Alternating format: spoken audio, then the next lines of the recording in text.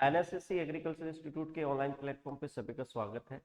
इंतजार हुआ खत्म। जेईटी 2000 जो 25 है उसकी जो आपकी काउंसलिंग है वो उसका आपका जो शेड्यूल है वो आ चुका है। आपकी जो जेईटी जो 2025 की जो काउंसलिंग है उसकी स्टार्टिंग जो डेट है सभी की आ चुकी है, क्योंकि इंतजार काफ़ी लंबा हो गया। क्योंकि जून के अंदर जो एग्ज़ाम थी जेईटी की और उसकी काउंसलिंग हो रही है कब, आपके 21 नवंबर से स्टार्ट हो रही है। तो लंबा क्या है, टाइमिंग जो है काफी लंबा हो गया। इंतजार का बच्चों को, जेट वाले जो बच्चे हैं उनको काफी इंतजार करना पड़ा। तो आपका जो बीकानेर एग्रीकल्चर यूनिवर्सिटी ने इस बार जो एसकेआरयू यूनिवर्सिटी है उसने आपका जेईटी का एग्जाम करवाया था, तो उन्होंने कल अपडेट डाला था कि जेईटी जो काउंसलिंग है वो आपके 21 तारीख से क्या हो गई है, स्टार्ट हो गई है। तो आपके देखिएगा अपन बात करते हैं काउंसलिंग के शेड्यूल की कि कब से स्टार्ट होगी, कब तक इसके ऑप्शन फॉर्म है वो भरे जाएंगे। ठीक है, सारी जानकारी की अपन बात करते हैं। तो देखिएगा आपकी जो जेईटी है उसकी जो ऑप्शन फॉर्म है उसकी जो अपन देखें कि जो स्टार्टिंग जो डेट है वो है आपकी क्या है, 21 तारीख से आपकी क्या है ऑप्शन जो फॉर्म है वो स्टार्ट होने जा रहा है। मतलब आपका जो जेईटी का जो आपका रिजल्ट आ चुका है तो उसके ऑप्शन जो फॉर्म है वो आपके 21 तारीख से यानी कल से है, वो 21/11/2025 से आपकी फ्राइडे से स्टार्ट हो जाए। ठीक है, तो इसमें जब भी आप ऑप्शन ओपन करो, अपनी काउंसलिंग की चॉइस आप करो कॉलेजों की, तो आपकी ये जो जेईटी जो होती है, राजस्थान के अंदर जो भी एग्रीकल्चर यूनिवर्सिटी है या राजस्थान के अंदर जो भी गवर्नमेंट एग्रीकल्चर कॉलेज हैं या उन्हीं के अंदर नीचे आने वाली जो जितने भी कॉलेज हैं उनके लिए काउंसलिंग आपको करवानी पड़ती है। उसी के आधार पर उसके बाद में क्या होता है कि आपको क्या है, जो जेईटी है उसके अनुसार आपको क्या है, नंबरिंग का जो स्कोर होता है उस नंबर के स्कोर के आधार पे आपको जो कॉलेज अलॉटमेंट होती है वो इसी के आधार पर। लेकिन आप चॉइस करते समय आपकी जो जेईटी है उस जेईटी की जो आप काउंसलिंग करते हो, क्या करते हो, जेईटी की जो काउंसलिंग करते हो, तो जो काउंसलिंग है वो आपके देखो दो तरीके कॉलेज आएंगे आपको। एक तो आपकी आती है गवर्नमेंट कॉलेज और एक आती है आपकी कौन सी, प्राइवेट कॉलेज। दो तरीके की आप जब भी ऑप्शन फॉर्म खोलोगे तब आपका ऑप्शन फॉर्म खोलेंगे तो उसमें काफी सारी कॉलेज आपके सामने आएंगे। तो उसमें आपके जो कॉलेज हैं उनमें एक तो गवर्नमेंट कॉलेज और एक आती है आपकी कौन सी, प्राइवेट कॉलेज। गवर्नमेंट जो कॉलेज होती है उसमें दो तरीके की सीटें आपको मिलेगी। दो तरीके की सीटें कौन सी, एक तो सीट मिलती है जो नॉर्मल जो सीट होती है, जो आपकी कॉलेज की जो सामान्य जो फीस लगती है उसके आधार पर, जो जिसको अपन नॉर्मल सीट कहते हैं वो है। और एक सीट होती है जो क्या होती है, पेमेंट सीटें होती है। तो आपकी जो यूनिवर्सिटी है गवर्नमेंट, जैसे अपन कहें कि राजस्थान के अंदर अपने जो एग्रीकल्चर यूनिवर्सिटी है, तो टोटल 5 यूनिवर्सिटी हैं और उनके अंदर आने वाले, उसके नीचे आने वाली जो भी गवर्नमेंट कॉलेज हैं, तो उनमें आपको जब भी ऑप्शन फॉर्म आप खोलोगे तो उसमें दो तरीके की सीट आपको देखने को मिलेंगी, एक तो नॉर्मल और एक आपकी कौन सी, पेमेंट।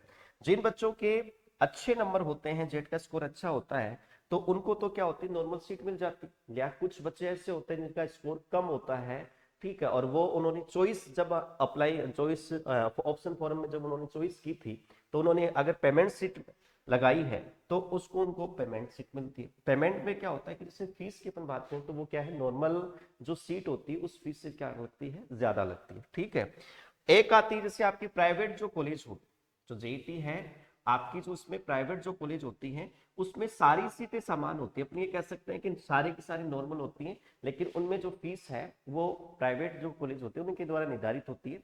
तो उनमें जो सारी सीटें होंगी उसमें ऐसा नहीं है कि आपकी पेमेंट सीट अलग होगी, नॉर्मल सीट होंगी, उसमें जो सीटें हैं वो सारी की सारी नॉर्मल होती हैं, उनमें जो फीस होती है वो ज्यादा लगती है। तो उनके आपकी गवर्नमेंट कॉलेज और जो प्राइवेट कॉलेज है उनके लिए ऐसा नहीं है कि अलग अलग काउंसलिंग होती है, वो एक ही काउंसलिंग होगी। तो जो भी बच्चे जेईटी में इस बार जो क्वालिफाई बच्चे किए हैं, वैसे तो सारे बच्चे हैं जिन्हों के चाहे 100 नंबर हो, चाहे 80 नंबर हो, चाहे 150 नंबर हो, चाहे 200 हो, चाहे 350, सभी बच्चे काउंसलिंग करवा सकते हैं। लेकिन अच्छा स्कोर है तो वो गवर्नमेंट कॉलेज उनका अलॉट हो जाए। तो उनका ऑप्शन फॉर्म है उसकी डेट आ चुकी है बेटा जी, और वो डेट है आपकी कब की, 21/11/2025 से आपके फॉर्म भरे जाएंगे। लेकिन जो भी बच्चे जेट की काउंसलिंग करवा रहे हैं वो थोड़ा सा ध्यान में रखिएगा, जब भी आप ऑप्शन फॉर्म भरो तो कॉलेजों की जो चॉइस है वो इस तरीके से करना जिससे अपन को क्या है, आपकी गवर्नमेंट कॉलेज अच्छी है। ऐसा नहीं कि अपने प्राइवेट, गलती से अपन ने प्राइवेट लगा दिया, अपना स्कोर अच्छा है, ठीक है, तो उसके लिए अपन भी क्या है, जैसे आपका एनएसएस संस्थान है वो आपको गवर्नमेंट कॉलेज की, यूनिवर्सिटी की आपको पीडीएफ बना के है वो आपको देगा। चलिए आगे देखिएगा, आपकी जो ऑप्शन फॉर्म वो 21 तारीख से स्टार्ट होंगे। लास्ट डेट है कब तक भरे जाएंगे, तो लास्ट डेट है आपकी 27/11/2025 तक, यानी मिड नाइट 12 बजे तक क्या कर सकते हैं आप, अपनी जो काउंसलिंग की जो फीस होती है वो आप क्या कर सकते हैं, डिपॉजिट कर सकते हैं। तो 21 तारीख से आपके क्या है ऑप्शन फॉर्म स्टार्ट है और 27 तारीख तक क्या है आपके ऑप्शन फॉर्म में भरे जाएंगे। ठीक है, उसके बाद ऑप्शन फॉर्म भर चुका, हमने चॉइस भी अच्छी कर दी, ठीक है, उसके बाद इसका रिजल्ट कब आएगा, हमें पता कब चलेगा कि हमें ये कॉलेज मिली है, तो उसकी भी देखिएगा। आपका जो फर्स्ट जो अलॉटमेंट है वो अलॉटमेंट आएगा 1 तारीख को, यानी आपने 21 से लेके 27 तक आपने ऑप्शन फॉर्म भरा, उसकी अपडेट है वो आपको 1 तारीख को मिलेगी। 1 तारीख को आपको पता चल जाएगा कि मुझे यूनिवर्सिटी कैंपस मिला है, मुझे गवर्नमेंट कॉलेज मिला है, कौन सा मिला है, तो वो 1 तारीख को आपको क्या है पता चल जाएगा। तो फर्स्ट राउंड का जो अलॉटमेंट लिस्ट है वो आपके 1/12/2025 यानी 1 दिसंबर 2025 को अलॉटमेंट हो जाएगी। उसके बाद अपन बात करें कि उसके बाद में आपको जो सीट अलॉटमेंट होती है उसको बेटा जी एक्सेप्ट करना पड़ता है। ऐसा नहीं है कि अपन को सीट मिल गई, अपन निश्चित हो गए, उसके बाद में अपन कोई भी काम नहीं करें, लेकिन सीट मिलने के बाद में उसको आपको क्या करना पड़ता है, एक्सेप्ट करना पड़ता है। उसके बाद ही वो आपकी क्या है जो सीट है वो क्या है बुक हो जाती। ठीक है, ये देखिएगा लास्ट डेट एक्सेप्टिंग जो अलॉटमेंट है वो प्रोसेसिंग द फीस, यानी आपको एक्सेप्ट करके जो भी आपकी डिपॉजिट होती है फीस वो आपको डिपॉजिट करनी है। ठीक है, फॉर अपवर्ड पे उसी समय अगर आपको चेंजमेंट करना है अपवर्ड का तो उसी समय करेंगे, और वो आप कब तक कर सकते हो, 7 तारीख तक, यानी फर्स्ट लिस्ट है वो आपकी 1 तारीख को आ जाएगी। उसके बाद में आपको कॉलेज एक्सेप्ट करना है वो क्या है वो 7 तारीख तक आप कर सकते हो मिडनाइट 12 बजे तक। उसके बाद में आपकी सेकंड जो लिस्ट है अलॉटमेंट की वो सेकंड लिस्ट कब जारी होती है, क्योंकि आपने देखा होगा कि अधिकतर जेईटी की काउंसलिंग होने के बाद 3 राउंड होते थे पहले, लेकिन इस साल क्या है लेट काउंसलिंग होने के कारण राउंड है आपके कितने हैं, 2 ही है। तो सेकंड जो आपकी अलॉटमेंट जो लिस्ट है वो आपकी जारी होगी कब, 10 दिसंबर 2025 को, और उसके बाद में आपको 10 तारीख को ये अलॉटमेंट लिस्ट जारी होती है। तो उसमें आपको जो डिपॉजिट जो फीस है या अलॉटमेंट जो एक्सेप्टेंशन है वो आपको कब तक करना पड़ेगा, 13 तारीख तक आपको करना पड़ेगा। ठीक है, यानी फर्स्ट जो लिस्ट है वो 1 दिसंबर 2025 को, सेकेंड जो लिस्ट है वो आपकी 10 दिसंबर 2025 को जारी होगी, और आपको जैसे सेकेंड लिस्ट जारी होती है आपके अलॉटमेंट की तो 13 तारीख तक आपको क्या करना है, आपकी जो सीट आपको मिलती है उसको एक्सेप्ट करके उसके बाद में जो भी आपको डिपॉजिट जो फीस है वो आपको ऑनलाइन पे करवानी पड़ती। आगे चलिएगा, आगे अपन देखें तो रिपोर्टिंग विथ जो ओरिजिनल डॉक्यूमेंट, यानी उसके बाद में जो भी फर्स्ट राउंड और जो सेकेंड जो अलॉटमेंट लिस्ट आती है जिसमें जिन बच्चों को कॉलेज जहां मिला है वो कॉलेज मिलने के बाद में क्या है बेटा जी आपको क्या करना पड़ता है, वहां पर अपने ओरिजिनल जो डॉक्यूमेंट होते हैं वो आपको लेकर, कौन कौन से डॉक्यूमेंटों की आवश्यकता होती है उसका भी अपन पूरा वीडियो आपके सामने लेके आएंगे। ठीक है, और वो सारे ओरिजिनल डॉक्यूमेंट लेके आपको क्या है 15 और 16 तारीख को जहां आपको कॉलेज मिले वहां पर आपको रिपोर्टिंग करवानी होगी, जो भी आपके डॉक्यूमेंट वहां आपको सबमिट करने पड़ते हैं। ठीक है, ओरिजिनल डॉक्यूमेंटों के साथ जहां आपको कॉलेज, तो 15 और 16 तारीख देख, लेकिन मेरा ये कहना है कि आप 15 पहले दिन ही आप क्या जाओ अपने डॉक्यूमेंट लेके वहां पर जाओ डिपॉजिट करो, लेकिन कुछ भी अपने डॉक्यूमेंट में कमी रह जाती है तो अपन क्या कर सकते हैं, एक एक्स्ट्रा दिन अपन को मिल सकता है। तो 16 तारीख तक अपने क्या है, यानी अपने को वैसे तो डॉक्यूमेंट 16 तारीख तक करवाने हैं, लेकिन आप पहले दिन ही 15 को अपने डॉक्यूमेंट करवाओ, कोई भी कमी रह जाती है तो अपन 16 को पूर्ति करके 16 को डिपॉजिट कर सकते हैं। उसके बाद में क्या होता है कि इतना तो काम हो गया, इतना काम होने के बाद में क्या होता है कि जो वैकेंट जो सीट रह जाती लास्ट पे क्या रह जाती हैं, जो वैकेंट सीट रह जाती हैं, मतलब फर्स्ट लिस्ट में और सेकंड लिस्ट में जिन बच्चों को कॉलेज मिल जाता है, कुछ बच्चे एक्सेप्ट करते हैं नहीं भी करते, ठीक है, उसके बाद में जो सीट आपकी खाली रहती है तो उसके ऊपर जो लास्ट जो काउंसलिंग है उसकी काउंसलिंग चलती है। देखिएगा आपकी जो वैकेंट जो सीट होती हैं उन वैकेंट सीटों के लिए आपका ऑप्शन फॉर्म वापस से स्टार्ट किया जाएगा। जो बच्चे वंचित रह जाते हैं या फिर जो मान लो कम नंबर रहते हैं अपने, तो अपन को गवर्नमेंट कॉलेज में जाना है, ठीक है, इसलिए अपन को क्या है जो भी गवर्नमेंट जो कॉलेज हैं उनकी सारी लिस्ट वापस जारी करेगा। उसके में आपको पता चलेगा कि इस कॉलेज में इतनी सीट खाली है, इसमें इतनी पेमेंट की सीट खाली है, तो आपको सारी आपको डाटा क्या है आपकी यूनिवर्सिटी के ऊपर जो अपडेट है वो डाला जाएगा। तो उसके बाद में जो वापिस ऑप्शन फॉर्म खुलने हैं वो आपके खुलेंगे कब, 18/12/2025, मतलब 18 दिसंबर 2025 को वापस जो वैकेंट सीट रह जाती उनके लिए वापस क्या करेगा, काउंसलिंग करवाएगा। ठीक है, काउंसलिंग करवाने के बाद में उसको अपडेट अपन को कब पता चलेगा, 18 तारीख को आपको करवानी है, और उसकी लास्ट डेट कब है, 18 से लेकर आप 20 के मध्य क्या कर सकते हैं, जो भी वैकेंट सीट जिसको अपन स्पोर्ट राउंड भी कहते थे, तो वो इस बार नहीं है, वो आपके क्या है, जैसे ही वैकेंट सीट हो जाती है तो वो ये मानो कि आपका स्पोर्ट राउंड ही है। ठीक है, लास्ट का जो 18 से आप फॉर्म भरोगे 20 तक आप क्या है, आपके जो ऑप्शन फॉर्म है वो बनने हैं, और इसमें भी आपको खास तौर पे वही कॉलेज लगानी जिसमें वैकेंट सीट ज्यादा, जो नॉर्मल सीट आप लेना चाहते हैं, पर पेमेंट सीट लेना चाहते हैं, वो आपके ऊपर निर्भर रहेगा। चलिए उसके बाद अपन देखें, उसके बाद आपका जो वैकेंट सीटों का ऑप्शन भरने के बाद में उसका अपन को पता कब चलता है, तो उसका अलॉटमेंट जो लिस्ट होती है वो लिस्ट आती है बेटा जी 24 तारीख। कब आएगी आपकी, 24 तारीख को आपको पता चल जाएगा कि आपकी जो वैकेंट सीट, जो स्पोर्ट राउंड का जो फर्स्ट राउंड कंप्लीट होने के बाद में 24 तारीख को आपको पता चल जाएगा कि अपने को कौन सी कॉलेज मिली है। ठीक है, कॉलेज मिलने के बाद में आपको क्या करना पड़ेगा, उसको एक्सेप्ट अलॉटमेंट को, और जो भी आपकी जो फीस होती है वो ऑनलाइन आपको क्या करनी पड़ती है, डिपॉजिट करनी पड़ती है। वो आप कब तक कर सकते हो, 28/12/2025 मिडनाइट तक आप क्या कर सकते हो, आपको डिपॉजिट करनी है। ठीक है, उसके बाद में जो वैकेंट सीटों पे जो जिन्होंने काउंसलिंग करवाई, जिनको कॉलेज मिला है, तो वो आपके जो कॉलेज के अंदर आपको कब जाना पड़ेगा रिपोर्टिंग के लिए, तो रिपोर्टिंग के लिए ओरिजिनल डॉक्यूमेंट आपको लेके जाने हैं, और ओरिजिनल डॉक्यूमेंट के साथ आपको 30 दिसंबर 2025 को आपको अपनी जो कॉलेज मिली है वहां पर उपस्थित होना पड़ता है। तो ये तो आपके जो बीकानेर एग्रीकल्चर यूनिवर्सिटी है उसके द्वारा जारी किया गया जो आपके काउंसलिंग का जो शेड्यूल है कि कब से अपने ऑप्शन फॉर्म भरे जाएंगे, फर्स्ट लिस्ट कब आएगी, तो उनकी अपन ने बात कर ली। लेकिन काउंसलिंग आप करवाते हो तो थोड़ा उसका ध्यान जरूर रखिएगा, जब भी आप कॉलेजों का चॉइस करते हो तो उन्हीं कॉलेजों को चॉइस कीजिए जिनमें आपकी अच्छी कॉलेज हैं, जैसे यूनिवर्सिटी कैंपस आपके, या फिर पुरानी जो कॉलेज हैं पहले से, जैसे अपने सिक्योरिटी क्षेत्र की अपन बात करें तो फतेहपुर सीकर है, ठीक है, उसके बाद सुमेरपुर पाली है आपके, जैसे ओनियारा टोंक की भी है, पुरानी जो कॉलेज है, ठीक है, उन कॉलेज है, जैसे भीलवाड़ा के अंदर पुरानी कॉलेज है, उन कॉलेजों का आप क्या करें, जो उनका कैंपस क्या है अच्छा। ठीक, नई जो कॉलेजें आती हैं तो उनकी अपेक्षा क्या है, उनमें सुविधाएं कम है। ठीक है, और अभी भी क्या है, उनमें अपना उनका खुद का कैंपस नहीं है, जो नई जो खुली हुई है वो कॉलेज हो। उसके बाद में क्या है, जेईटी 2025 के लिए ऑनलाइन विकल्प फार्म भरने के लिए आपको कुछ निर्देश दिए गए हैं, उनको आपको ध्यान में रखना है।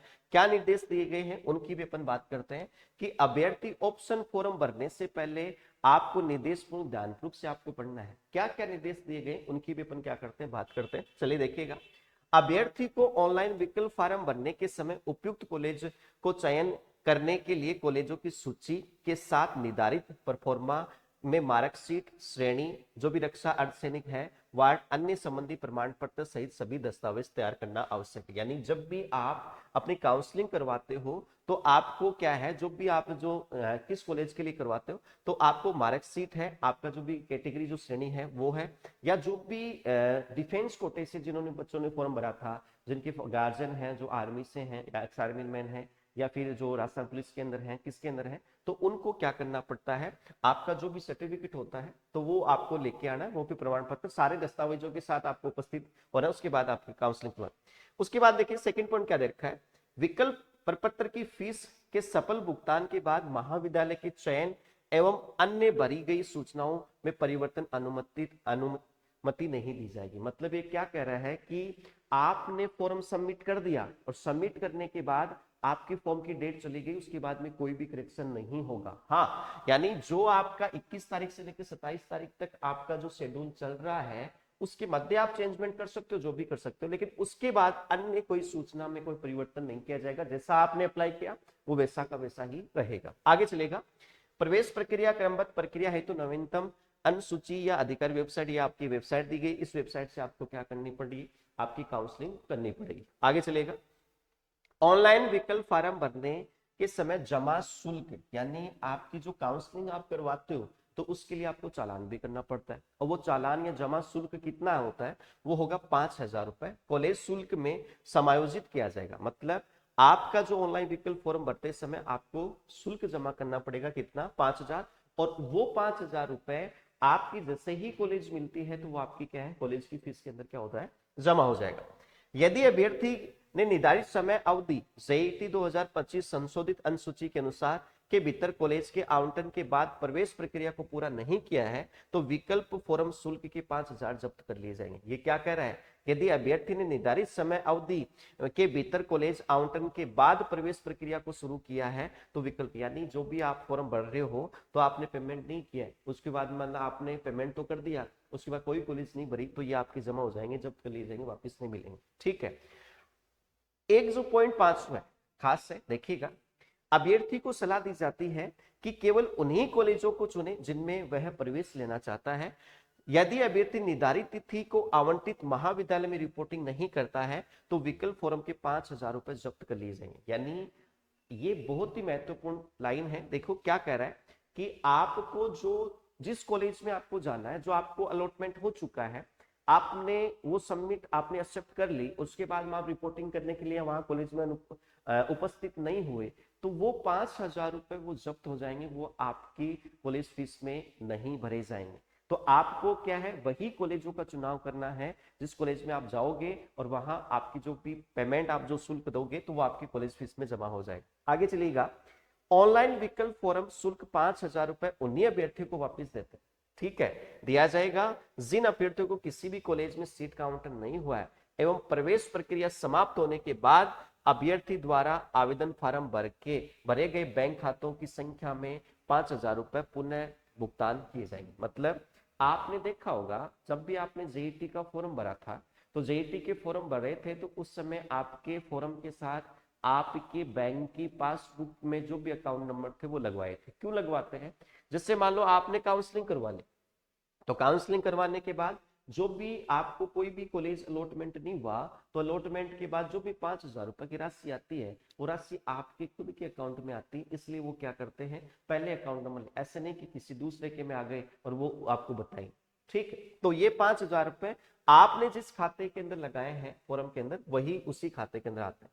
यदि किसी अभ्यर्थी के द्वारा प्रवेश प्रक्रिया के दौरान अथवा ऑनलाइन विकल्प फॉर्म भरते समय गलत सूचना दी जाती है तो उसका प्रवेश तत्काल किसी भी स्तर पर अथवा महाविद्यालय जेड कार्यालय स्तर निरस्त कर दिया जाएगा। यानी अगर कोई भी अभ्यर्थी आपको जैसे फॉर्म भरते समय या काउंसलिंग करते समय कोई भी अगर गलत जानकारी देता है तो उसका जो एडमिशन अगर कॉलेज अलॉटमेंट हो चुका है उसके बाद उसका क्या कर दिया जाएगा, निरस्त कर दिया जाएगा। तो जो भी सूचनाएं आपके डॉक्यूमेंट में है तो वही आपको सूचना अप्लाई करनी है, ऐसे नहीं कि अपन हर कुछ भी लगाते। आगे चलिएगा, जो भी डिफेंस कोटे के जो बच्चे हैं, क्या है जो डिफेंस जो उन्होंने लगाया है उन बच्चों के लिए कि रक्षा अर्धसैनिक पुलिस वार्ड से संबंधित अभ्यर्थियों को सलाह दी जाती है कि ऑनलाइन विकल्प फॉर्म जमा करने से पहले वेबसाइट पर उपलब्ध जेईटी 2025 निर्देश पुस्तिका में दी गई है उनकी प्राथमिकता और श्रेणी को पढ़ने और समझने की सलाह दी जाती है। अतः इन अभ्यर्थियों को दिया गया प्रवेश किसी भी स्तर पर गलत सूचना प्रस्तुति करने के कारण रद्द कर दिया जाएगा। यानी आपने देखा होगा कि जब भी आपने जेईटी का फॉर्म भरा था तो उसमें अलग अलग श्रेणियां आई थी। ठीक है, जो भी डिफेंस कोटे के लिए वो आपकी जो आपकी श्रेणी है उसी को आपको क्या करना पड़ेगा, अप्लाई करना पड़ेगा। ऐसा नहीं हर किसी में कर दिया उसके बाद अपन को अलॉटमेंट हो गई उसके बाद में अपनी क्या हो गई वहां रद्द हो गया अपना एडमिशन, ऐसा नहीं। तो जो सही जानकारी है वही आपको क्या करनी पड़ेगी, अप्लाई करनी पड़ेगी। आगे चलिए, अभ्यर्थी को सलाह दी जाती है कि ऑनलाइन विकल्प फॉर्म भरने से पहले जेईटी 2025 दिशा निर्देशकों को ध्यान में पढ़ें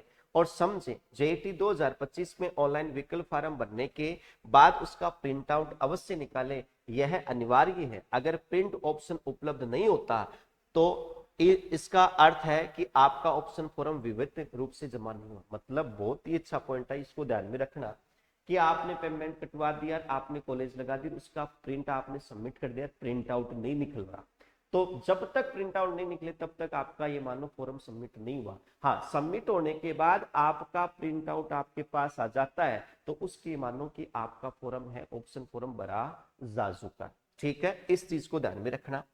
अभ्यर्थी को निर्देश दिया जाता है कि अपना मोबाइल फोन जिसमें पंजीकरण के समय दिया गया या पंजीकृत मोबाइल नंबर हो अवश्य लाएं, क्योंकि इसका उपयोग संबंधित कॉलेज में रिपोर्टिंग के समय ओटीपी सत्यापन के लिए किया जाएगा। ओटीपी अभ्यर्थी के पंजीकृत मोबाइल नंबर और पंजीकृत ईमेल आईडी पर भेजा जाएगा। मतलब आपको जैसे बेटा जी आपको अलॉटमेंट हो जाता है कॉलेज, अलॉटमेंट होने के बाद में जैसे आपने जेईटी का फॉर्म भरा था तो उस समय आपने जो भी ईमेल आईडी लगाई थी, आपने जो नंबर दिए थे, उनके ऊपर क्या आएगी, ओटीपी आएगी। और उस ओटीपी के द्वारा ही आपका जब आपको कॉलेज मिलती है तो वहां पर आपको वही नंबर और वही ईमेल आईडी के ऊपर जो ओटीपी आती है वो आप बतानी पड़ेगी, तभी आपका एडमिशन क्या होगा, वहां पर स्वीकृत होगा, पंजीकृत होगा। ये सत्यापन के लिए आपको ध्यान में रखना है। तो जो भी जेईटी के जो नियम थे रिपोर्टिंग के हैं, या आपके जो जेईटी की जो काउंसलिंग कब से स्टार्ट है, वो सब अपने बात की।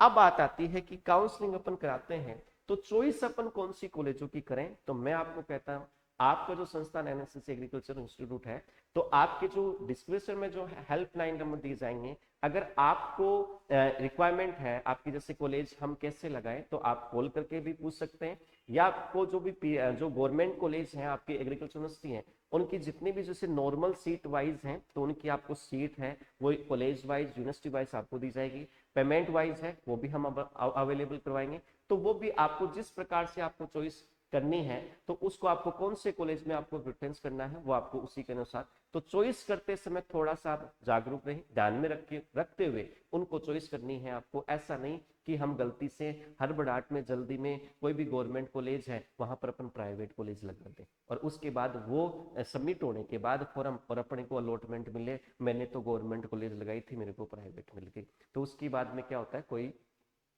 उसका इलाज नहीं। उसके बाद वापस आपको वैकेंट सीट आएगी, उसी का इंतजार करना आपको पड़ेगा। सेकंड राउंड में उसका रिजल्ट नहीं आएगा। सेकंड राउंड में उन्हीं बच्चों का आएगा जिनका फर्स्ट राउंड में जिनको कॉलेज अलॉटमेंट नहीं हुई। ठीक, अगर फर्स्ट राउंड में अपन ने गलती से लगा दी तो चॉइस करते समय आपको ये विशेष बात आपको ध्यान में रखनी है।